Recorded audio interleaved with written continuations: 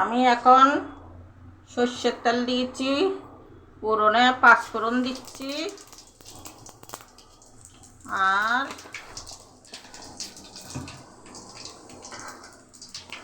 রসুন দিচ্ছি। আজকে আমাদের চৈত্র সংক্রান্তি দিন আমরা গন্ডা পাচন রান্না করি। আর পেঁয়াজ দিচ্ছি,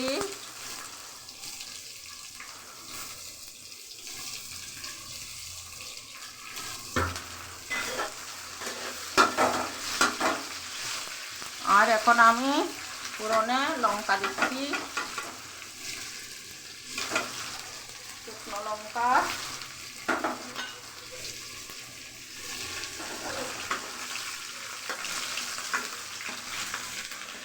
লঙ্কা এখন দিয়েছে আমার গায়ে তেল ফুটে পড়বে, তো সেজন্য লঙ্কাগুলো শেষে দিয়েছি।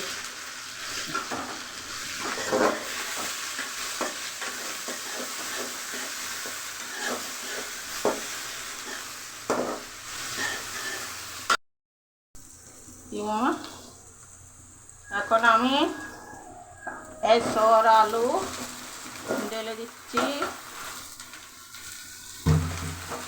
এগুলো একটু ভেজে নেব।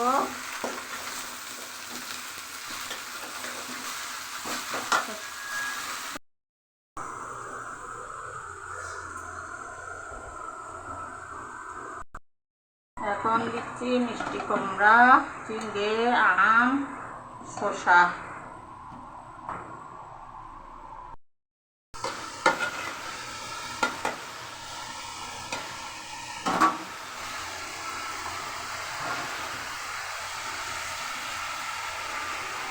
এখন দিচ্ছি নুন,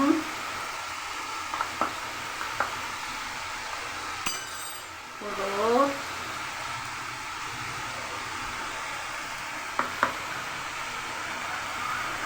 জিরা ধনিয়ার গুঁড়া,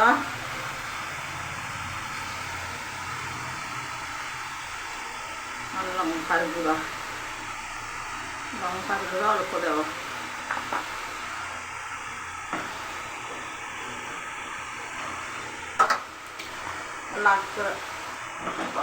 একটু লেড়ে দিচ্ছি, কড়াইতে বেশি হয়ে গেছে, এখন লেড়ে দিচ্ছি এগুলি মজক।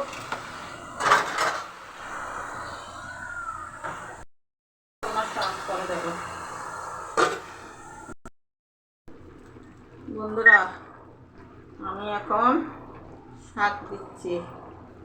এখানে পুঁই শাক, মিষ্টি কুমড়ার শাক, মিশিয়ে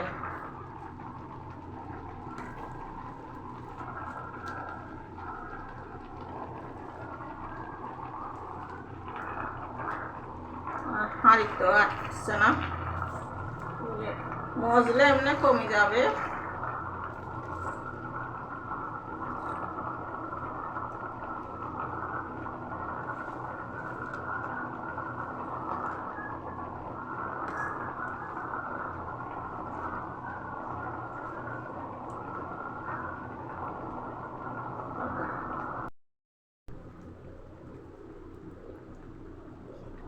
শস্য দিচ্ছি বন্ধুরা।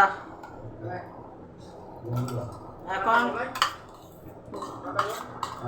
এটার ঘন্টার মধ্যে যদি শস্য করে না, অন্যরকম একটা টেস্ট হয়। আপনারা এভাবে দিয়ে রান্না করবেন।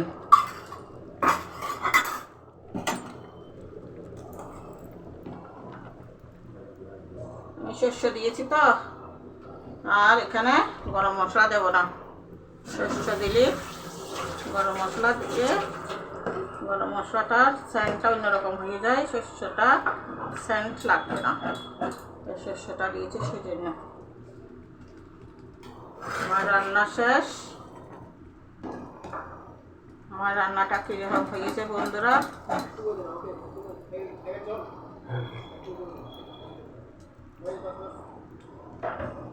আপনারা কমেন্টে জানাবেন আমার গন্ধটা কেমন হয়েছে। এখন রাখছি আপনাদের আমার রান্না দেখার জন্য। একটু গড়গড়িটা দেখাবার পর রান্নাটা যেমন হয়েছে আপনারা, কেন আমি সেজনাও দিয়েছি, সেজনাটা দেখাতে মনে ছিল না। এই সেজনা, অনেক সেজনা দিয়েছি। আমার সেজনা চিবাতে ভালো লাগে, অনেকে সেজনা পছন্দ করে। অনেক সেন্ট রাখছি। এগুলো দিবে না? আমাকে ধন্যবাদ দিবেন।